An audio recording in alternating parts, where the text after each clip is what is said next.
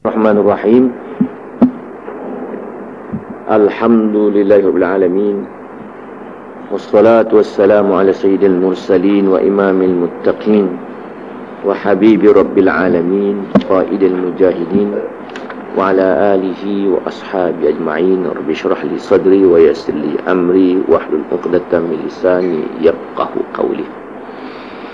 Subhanaka la ilma lana illa ma 'allamtana innaka antal alimul hakim. Rabbi yassir wa la tu'assir, Rabbi atmil khair, Rabbi adkhilni mudkhala sidqin wa akhrijni mukhraj sidqin wa ja'alni min ladunka sultanan nasira. Tuan-tuan yang dirahmati Allah, kita pada malam ini akan bincangkan mengenai solat sunat sehari semalam sebanyak 12 rakaat. Ya, semayang sunat, ya, jilid yang ketiga, Quswat 129. Ketahuilah kiranya ya saudaraku, memberi taufik Allah Ta'ala kiranya akan kami dan akan kamu atas taatnya, bahawasanya pada hadis yang akan datang ini menyatakan bagi kita kelebihan sembahyang sunat rawatib qabliyah dan ba'diyah. Artinya nak menguraikan sembahyang sunat rawatib qabliyah dan ba'diyah, sebelum fardu dan sesudah salat fardu. Hadisnya an Ummi Habibah qalat qala Rasulullah sallallahu alaihi wasallam. Diriwayatkan daripada seorang isteri Rasulullah sallallahu alaihi wasallam yang dipanggil orang namanya Ummu Habibah bint Abu Sufyan Ibnu Hab radhiyallahu anhuma, katanya telah bersabda Rasulullah sallallahu alaihi wasallam, "Man shalla fi yawmin wa lailatin thintai asyrata raka'atan bunya lahu baitun fil jannah." Maksudnya, barang siapa sembahyang dalam sehari semalam 12 rakaat 6 salam, percaya dibangunkan Allah baginya rumah dalam syurga. Maka rumah dalam syurga yang disediakan itu bukanlah rumah semata-mata rumah, bahkan rumah serta kelengkapannya dan isinya daripada bidadari dan berbagai kelengkapan tempat tidur, tempat duduk, tempat bersuka-suka, daripada kursi dan sekalian daripada perhiasan rumah. Jadi perenggan yang pertama nak huraikan kepada kita bahawa Nabi menjelaskan barang siapa yang sembahyang sunat rawatib satu hari semalam 12 rakaat, maka nanti Allah binakan untuknya sebuah istana dalam syurga. Tapi pengarang ni sambung, kita bukan istana saja, siap, lengkap, kursi semua ada. Yang paling canggih bidadari pun ada.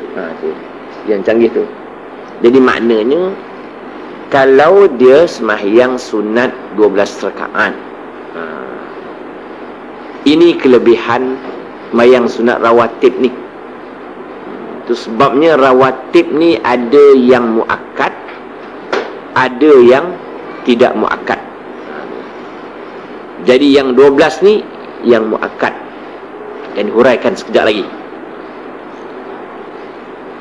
Masalah sunat rawatib yang terbilang pada hari ini ya saudaraku, bukanlah 12 rakaat itu disemayangkan dia dalam satu waktu, bahkan iaitu dibahagi-bagikan dia pada beberapa tempat dan waktu. Maknanya bukanlah 12 rakaat itu serentak, tetapi dibahagi-bagikan dalam beberapa waktu fardu itu. Apa dia?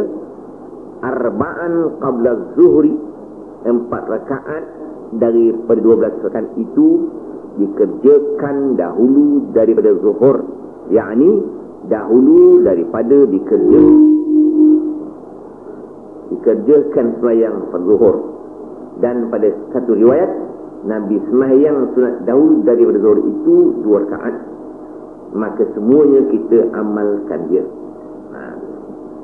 Sabda Nabi wa raka'ataini ba'daha, dan 2 rakaat kemudian daripada sembahyang zuhur, maka jadilah bagi zuhur itu 4 rakaat, atau 2 rakaat dahulunya dan 2 rakaat kemudiannya. Dan datang riwayat Tirmizi mengatakan 4 rakaat sunat. Kemudian daripada zuhur tak benar lagi 2 rakaatain ba'dal maghrib, dan 2 rakaat kemudian daripada sembahyang fardhu maghrib, rakaatain ba'dal isya, 2 rakaatain qul salat fajr, 2 rakaat kemudian daripada sembahyang fardhu isya, 2 rakaat dahulu daripada sembahyang subuh. Jadi maknanya berapa? Jadi sebelum subuh 2, sebelum zuhur 2, sesudah zuhur 2, sesudah maghrib 2, sudah sebelum isyak 2, sudah isyak 2. Oh, 12. 10. Sebelum subuh 2, sebelum zuhur 2, 4, sebelum zuhur 2, 6. Sebelum asar ni banyak pendapat ulama dengan 4 rakaat sebenarnya. Hanya yang saya lihat satu kitab ia mengatakan 2 rakaat. Umumnya sembahyang sunat sebelum zuhur 4 rakaat sebenarnya. Tapi yang saya lihat satu kitab saja. Dalam banyak-banyak kitab itu hanya satu kitab saja mengatakan 2 rakaat. Di sini dia tak sebut asar. Artinya di sini sebut, tengok ya, 2 sebelum. Di sini sebut 4 rakaat zuhur. Jadi 2. Tirmizi mengatakan sembahyang sunat 2 rakaat sebelum zuhur. Ada ulama mengatakan 4 rakaat. Jadi 2 muakkad, 2 tidak muakkad. Sebelah zuhur pun begitu. 2 muakkad, 2 tidak muakkad. Jadi sebut 2 saja. 2 sebelum subuh, 2 sebelum zuhur, 2 sesudah zuhur, 6. 2 selepas maghrib, 8. 2 lepas isyak. Jadi 10. Apa yang tinggal? Pasal di sini sebut 4 rakaat sebelum zuhur. Dan jadi 2 rakaat ni pasal 4 rakaat sebelum zuhur menurut dengan pendapat.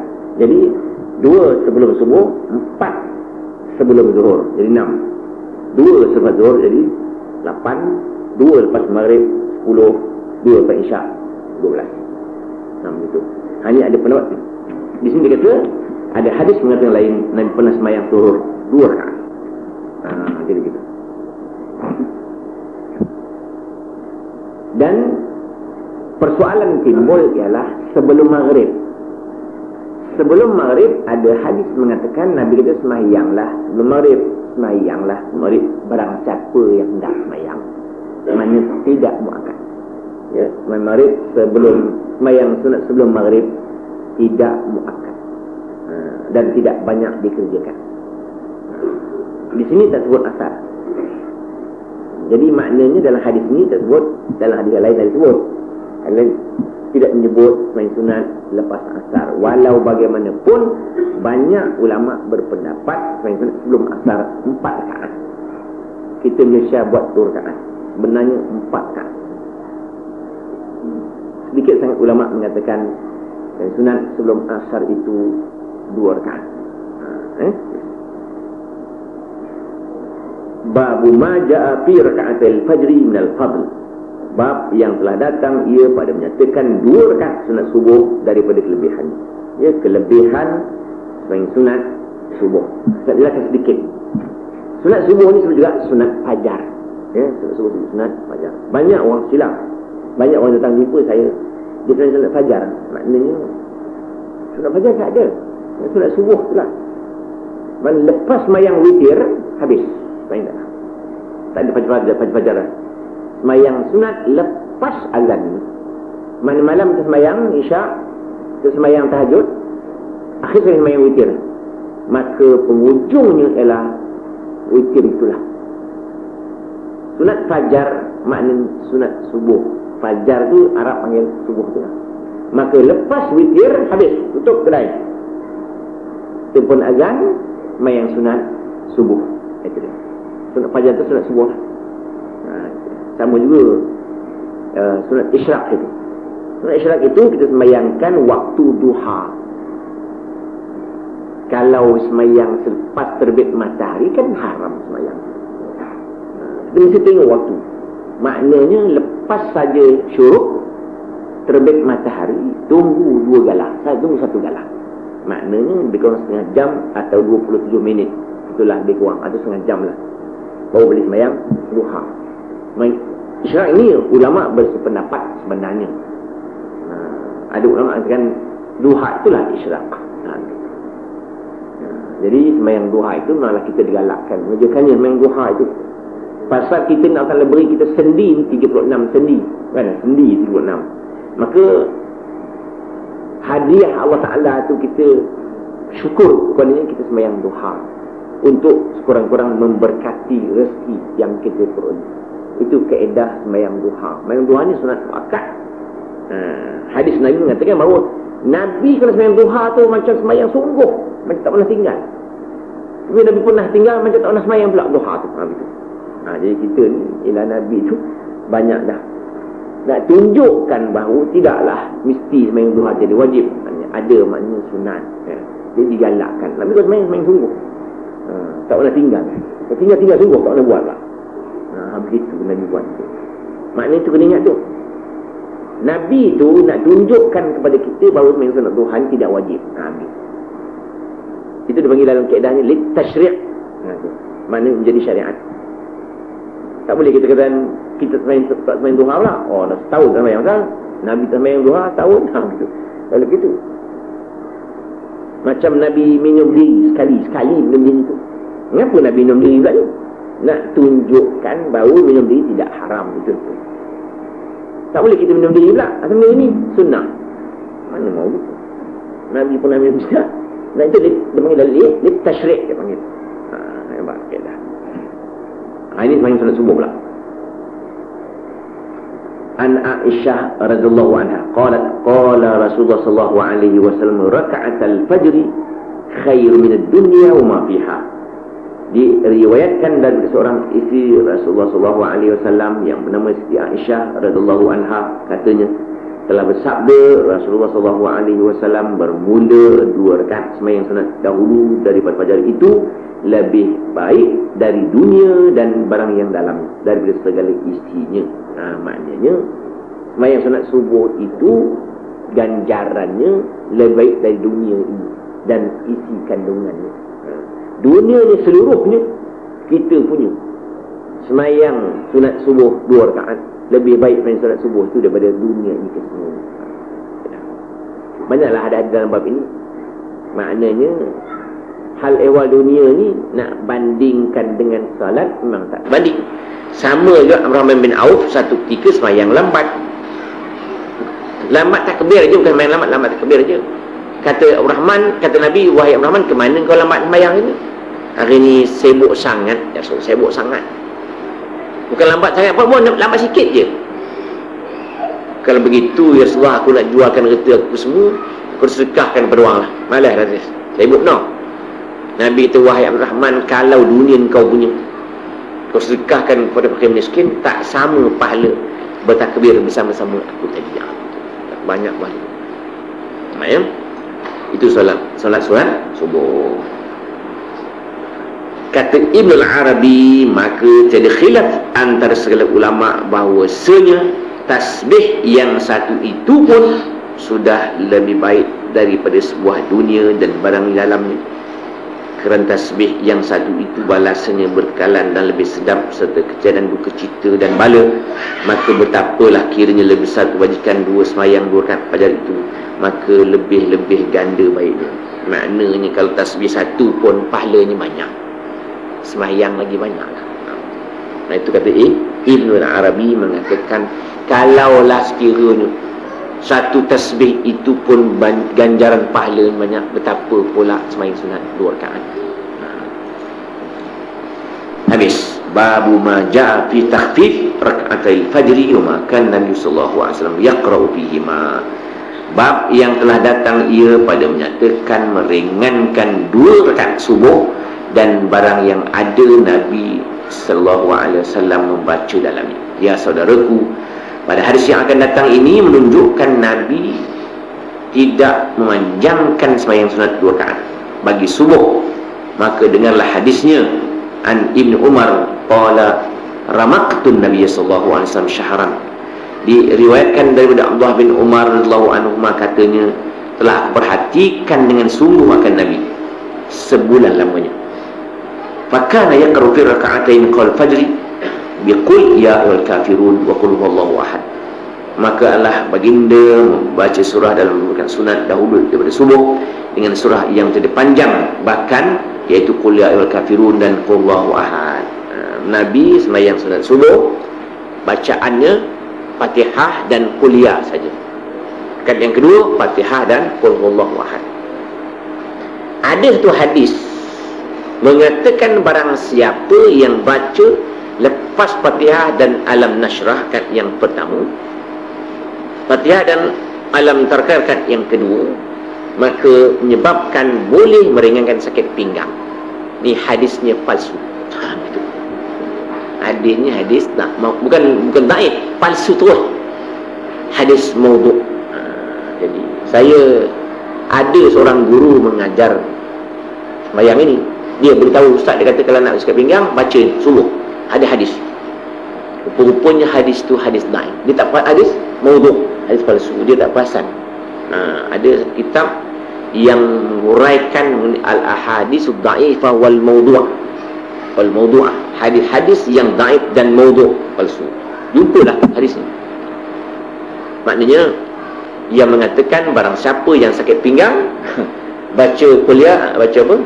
Alam Nashrah dan Alam Tarkah pada sembahyang sunat subuh. Ni hadis palsu. Tapi kalau tuan baca tak apa. Jangan apa? Jangan katakan Nabi suruh tak. Baca tak masalah. Tidak menjadi masalah kita baca Fatihah dan Alam Nashrah dan Alam Fatihah dan Alam Tarkah pada sembahyang sunat subuh tu. Tapi jangan kita mengatakan bahawa Nabi pernah suruh mengajar untuk mengelakkan daripada sakit pinggang.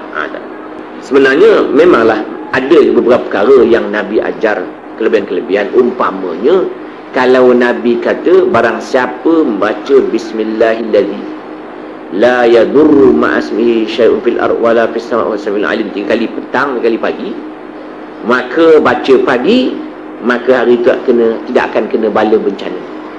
Baca petang sebelum maghrib akan dielakkan daripada bala bencana di waktu maghrib dan malam.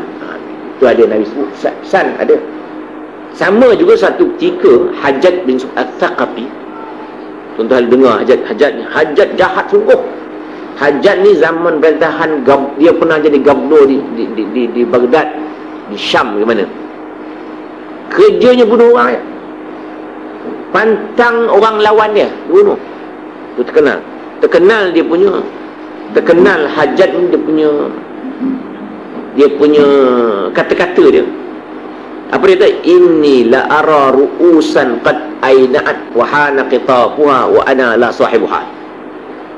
Sesungguhnya aku nampak kepala-kepala semua rakyat ni dah masak dah, dia kata. Tinggal nak petik aje. Akulah yang akan memetiknya. Maknanya kepala-kepala yang akan dipancuh habis. Hajjaj. Pada suatu hari dia nak tangkap Anas bin Malik.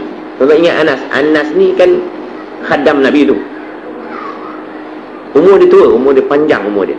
Tak silap 120 tahun baru meninggal Anas. Dia Hajjaj punya apa nama pegawai dia pergi jumpa Anas. Anas Hajjaj nak jumpa. Anas tengah menunjukkan kaki kat rumah, kat tangga rumah dia tu. Apa kata Anas? Boleh jalan. Begitu cakap Melayu betul lah. Ghayr muqtarid dia kata. Macam cakap Melayu boleh jalan lah. Dia tak takut pun. Kata dia punya pegawai Hajjaj ni, jangan cakap banyak dia kata. Jangan cakap banyak. Ikut aku. Dia kata ringkaskan perkataanmu itu, ikut saja aku. Dia ikut. Sampai jumpa Hajjaj. Wahai Anas, engkau tahu apa aku nak buat kepadamu? Mana aku tahu, dia kata. Aku akan cabut, aku akan bunuh engkau. Kata Anas, kalau aku tahu nyawa aku di tanganmu wahai Hajjaj, dah lama aku sembah engkau, dia kata. Pening Hajjaj. Dia punya pegawai Hajjaj ni apa lagi dia kata? Apa lagi? Bunuh aje lah. Hajjaj tak berani bunuh. Orang tanya dia, mengapa kau tak bunuh Hajjaj Anas tu? Aku nampak singa atas kepala dia kata. Mengangu gitu kepala dia. Wahai Anas, kata Hajjaj, apa amalan ni kau amalkan ini? Wahai Hajjaj, selagi kau hidup aku takkan najar orang dalam dunia ni. Selagi kau hidup aku takkan najar. Aku telah diajar oleh Rasulullah sallallahu alaihi wasallam. Akhirnya Hajjaj pun meninggal, barulah Anas mengajar ilmu itu pada orang ramai. Siapa nak ilmu tu bawa ayam berekor suami. Dia semua bismillah belakang. Bismillahirrahmanirrahim. Bismillah khairil asma'. Bismillahilladzi la yadurru ma'asmihi adha. Bismillahil kafi.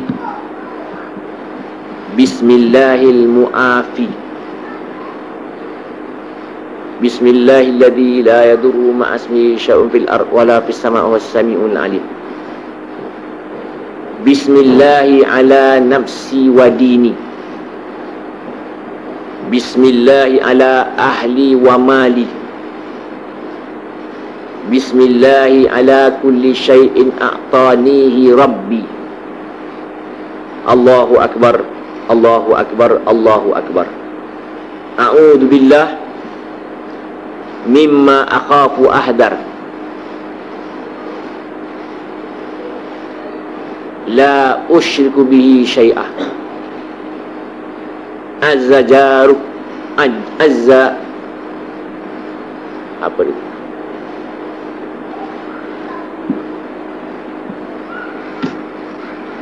Lupa.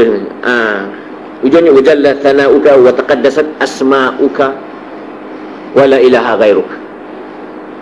Allahumma inni a'udzu bika min kulli syarri, min kulli jabbarin anid,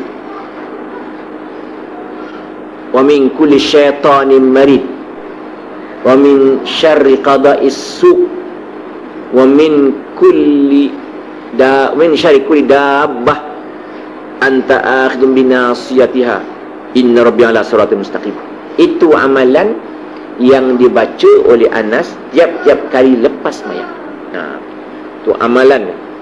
Maknanya ada juga yang Nabi mengajar begitu, sesuatu yang boleh tahankan diri. Ini hadis Tirmizi. Sambung kemudian. Itu dia. Jadi maknanya balik-balik bahawa sembahyang sunat subuh tadi kita baca qul ya ayyuhal kafirun dan qul huwallahu ahad. Maknanya sembahyang sunat subuh ini kita baca ringan, jangan panjang-panjang. Habis waktu sunat qabliyah subuh dan meringankannya. Kata Nawawi dan tiada bersihan ulama pada menyatakan sunat meringankan, yakni tiada manjangkan 2 rakaat dahulu daripada subuh, dan sungguh telah melampaui satu kaum, maka berkata mereka itu tiada bacaan dalam keduanya sama sekali. Berhikayat oleh At-Tahawi dan Al-Qadi, maka iaitu salah yang terang kerana sesungguhnya telah sabit dalam beberapa hadis yang sahihah yang menyebut akan dia oleh Muslim dan Tirmizi akan bahawasanya Nabi sallallahu alaihi wasallam adalah ia membaca dalam 2 rakaat sunat qabliyah bagi subuh, kemudian daripada Fatihah hanya akan qul al-kafirun dan qul huwallahu ahad. Maknanya itu asalnya baca Fatihah, kuliah Fatihah dan qul huwallahu ahad. Ada pendapat mengatakan tak ada apa-apa bacaan. Pendapat ini ditolak oleh hadis yang ada di sini. Itu hadis mengatakan la salata illa bi ummil Quran. Sembahyang takkan sah melainkan dengan ummul Quran. Ada pula pendapat mengatakan tak payah baca apa-apa. Pendapat ini tolak. Tolak pendapat itu berdasarkan hadis Nabi, sembahyang tidak sah melainkan kita baca surah Al-Fatihah.